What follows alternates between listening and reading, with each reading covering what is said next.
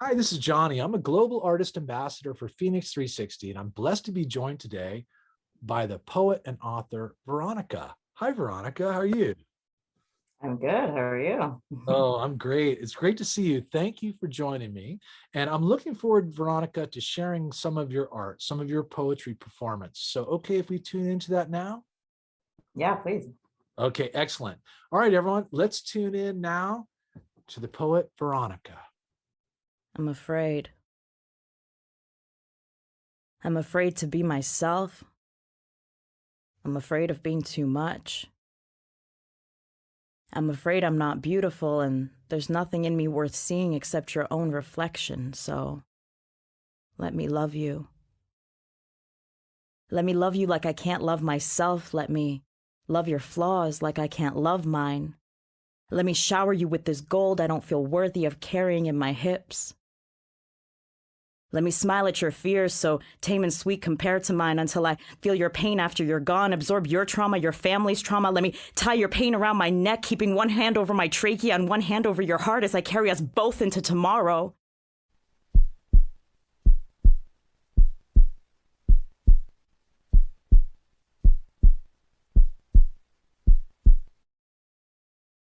Veronica, really beautiful. I really appreciate hearing you perform and your words, which were so powerful. And thanks. So listen, can I ask you, where are you from? And could you tell us about your journey in becoming a poet and author? Yeah, right now I'm in Toronto, Canada. I was born in Ukraine. Uh-huh. I'm half Ukrainian, half Tatar and Lahaibak, which are indigenous tribes from northern Russia. Wow. I immigrated to Canada when I was about 8. And I mean, I think I started writing poetry when I was a kid. Like I was making, like I remember having these little bits in my head when I was a child, but actually when I first started writing, I was writing in self-help. I started in 2012. I'd had like a mental breakdown and I ended up in like the self-help, personal growth, like spiritual community. And then I put out 2 books under my full name, like my government name. And as I got to the second book, I really started to see what what bothered me about that community. Like self-help is like it's a business, right? And so Right. the more you actually help people heal, the more you lose customers. And it's just this pervasive pattern of selling people on healing but actually keeping them addicted to you. So my last book in that genre, The Art of Talking to Yourself, like I knew that was going to be my last book there. And I don't know, I just felt like I had to pursue poetry after that. And so I started writing, I started performing spoken word. And my first poetry book, actually, I took it off sale because it was just like sad love poems, and it wasn't really me. But then I put out this poem called Love and Gaslight in 2020 on social media, and it just went viral on Instagram. And so many people related because there were so many sexual assault cases in the spiritual community. There was so much hypocrisy. And so then I decided to compile, the more edgy poems, like the feminist, the transgressive, the poems I had about, childhood abuse, about sexual assault. And yeah, I put out my first book that is actually still on the market, which is Love and Gaslight. And Beautiful. yeah, and then from then on, like I have published another poetry book. And so yeah, now I'm doing poetry full time. And yeah, it's been a wild ride, really. Veronica, it's so cool to hear, and I love your background, and it's so interesting, coming from the Ukraine and come from indigenous tribes up in northern Russia.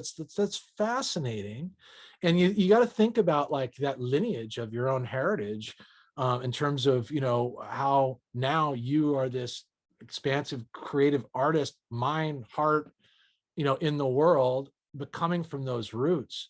It's really profound. Now, it's also, you've poured out a lot of work in a short period of time, and it's just like that's incredible, transference, into that body of books. So you know what I mean. I'm really inspired by it.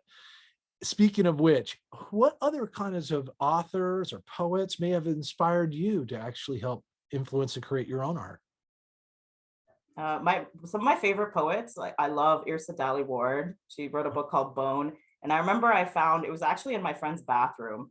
And I remember reading this book and I thought, oh my gosh, I can't believe she's saying this about her family.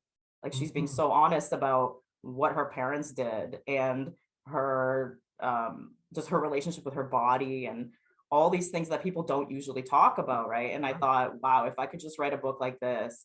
And then Rudy Francisco, he's a spoken word poet, but he also has a book called Helium. And so when I first saw Rudy Francisco perform, I thought, this is it. I mean, the spoken word aspect of it, like it's just so, there's a music in it, and then there's there's the emotional content in it. And then I read his book and it's just, it's different, you know, the transference between what it's like to be a performance poet and what it's like to be a page poet.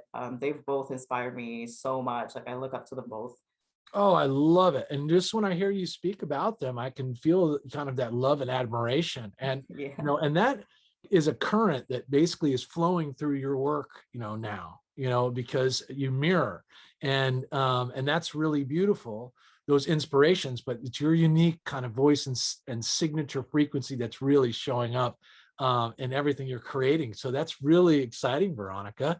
Now, listen, thanks for sharing that. How about what's coming up? What are you working on right now that we're going to be expecting that you're going to be dropping here in the near future? So what I actually just dropped is I dropped a poetry and healing trauma course, which is a nice synthesis between, you know, my self-help background where I help people with self-love and healing, and it's all about writing poetry through it. So I just released that, and I just had a few people in for the first round. So I'm going to have another round, you know, for the new year when everybody's making their resolutions to lose weight or whatever. Then I would just like to get a bunch of people together to make a resolution to, I don't know, be more honest and write more honest, raw poetry. I also am planning on making more videos. I've been working a lot more on my TikTok and just having these little bits of me reading from my book and reading the poems. And it's actually doing really well right now, just the few bits that I've put out. So yeah. We're going to look forward to your work coming up, Veronika, on your social channels. And we'll look forward to you coming up on FENIX360. So thank you so much for being with me, Veronika. I appreciate you. Yeah.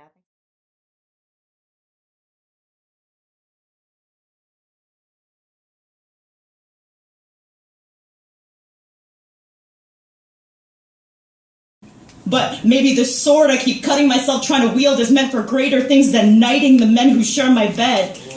Maybe my soul is too high voltage for romance. Maybe my words are supposed to power thousands of hearts and I keep electrocuting myself and everyone who gets close to me because I'm afraid to be myself. Afraid to be too much. Afraid I'm not beautiful, so maybe I should take this love I keep giving away to everyone else and bathe my fears in it for a little while. Maybe being alone is how I finally start to get the love I deserve.